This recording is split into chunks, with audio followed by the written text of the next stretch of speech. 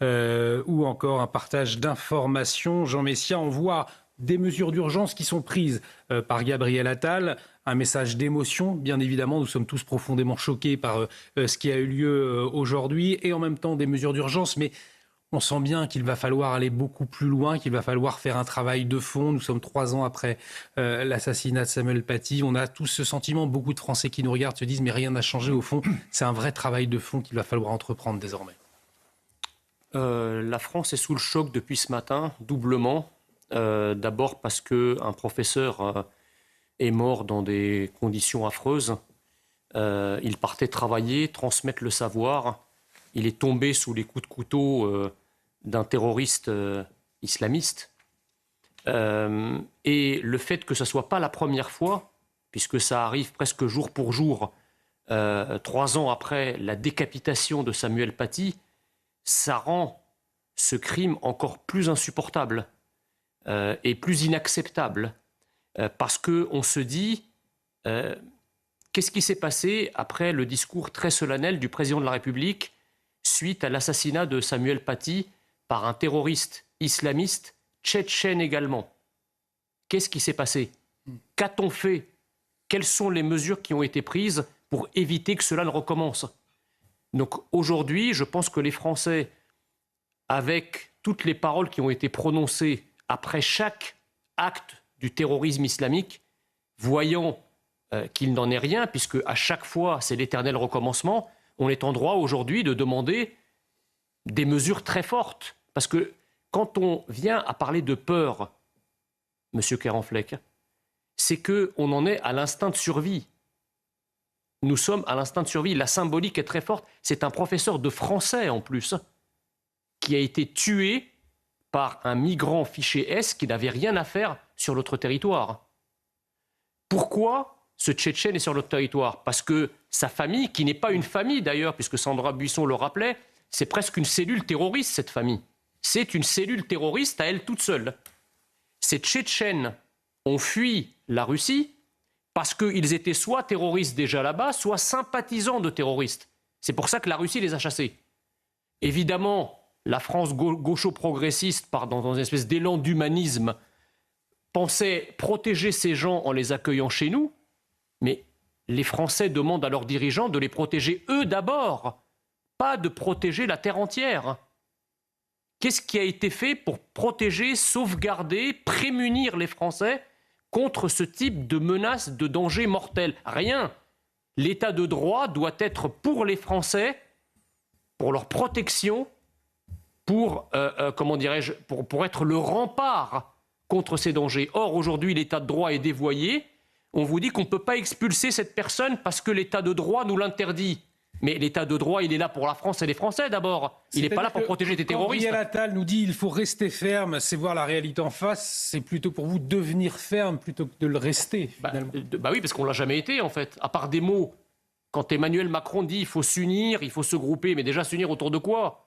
Quelles sont les mesures concrètes qu'on va faire? Parce que vous comprenez que si on continue d'accueillir des gens depuis l'étranger qui, évidemment, en leur sein, pas tous, mais en leur sein, il y a une proportion de personnes qui peuvent représenter ce type de menaces et de dangers, les moyens de protéger tout le monde tout le temps vont nous manquer. On ne peut pas protéger, si vous voulez, avec un bouclier acheté chez Jouet Club, on ne peut pas se protéger d'un tsunami. On va marquer. Jean Messia, je vous vois bouillir. Oui, parce que c'est ce que j'entends est absolument fascinant. Donc en fait, la majorité est en train de nous expliquer qu'on s'estime heureux qu'en 3 ans, il n'y ait pas eu chaque jour ou chaque semaine ou chaque mois la tête d'un professeur qui a roulé quelque part en France sur la rue ou qui a été égorgé. Non, bon, ça paraît un peu bizarre, si vous voulez, d'avoir pour politique sécuritaire de la France le scénario du pire. Non, c'est pas ce qu'on demande aux Français. C'est pas ce qu'on demande au gouvernement. Je crois que ce qui est arrivé est grave. Aujourd'hui, on est en train de donner le prix Samuel Paty. L'année prochaine, on va probablement donner le prix Dominique Bernard.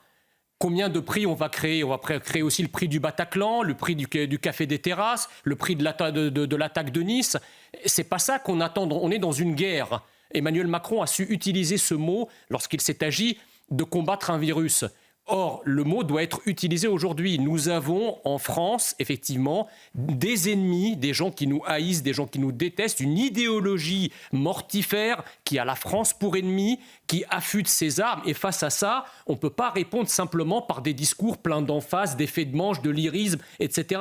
Le temps de l'émotion, le temps du deuil, excusez-moi, nos ennemis s'en contrefichent. Jean-Michel Fauvergue. Je termine parce que, effectivement, dans les cités, dans les banlieues, etc., il y a effectivement une armée qui est contre la France, qui est ennemie de la France. On a vu sa capacité à se mobiliser pendant les émeutes, les dernières émeutes. Donc, si vous voulez, il faut que le ton désormais soit martial.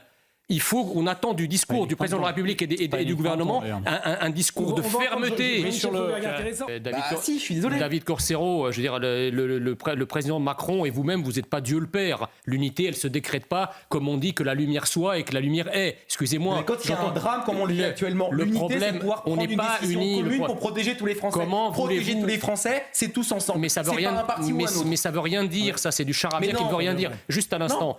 Quand on veut effectivement unifier un pays, on arrête de laisser ce pays ouvert et d'entretenir, d'accord, tous les fanatismes qui n'ont rien à voir avec la France. Nous avons, pendant des années, fait rentrer en France 1,5 million de personnes chaque année entre les légaux et les illégaux. Nous avons installé d'autres peuples en France, avec d'autres cultures, d'autres modes de vie, d'autres civilisations, d'autres croyances. Comment voulez-vous ?